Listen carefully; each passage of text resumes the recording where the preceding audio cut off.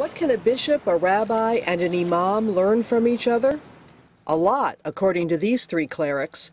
They have worked together to serve Newark, New Jersey for the last 5 years, and each says their relationship has helped them grow in faith. Well, the relationship that I have with Matthew and Deen is one of deep respect and trust. But in some ways, more importantly than that, it's invited me into a broader perspective as to who God is.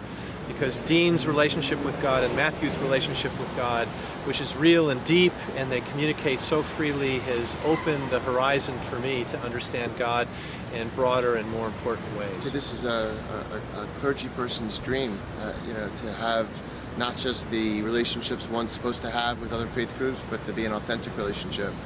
And to be able to sit down and have a cup of coffee and say, so what's your faith group's understanding of redemption or revelation? Or I'm learning all the time about Christianity and Islam in ways that influence the way that I live, influence the way that I preach, influence the way that I study and think.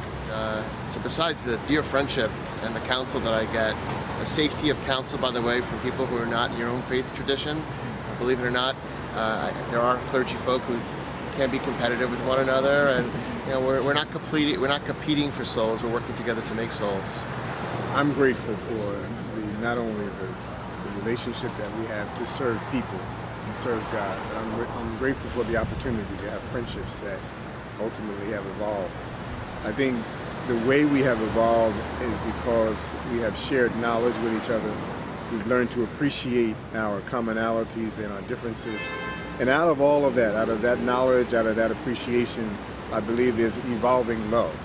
And I think the relationship that we have now is evolving into a love relationship between my brothers. And I think that's what we really need to be focusing on, the relationship between brothers that love God and love each other.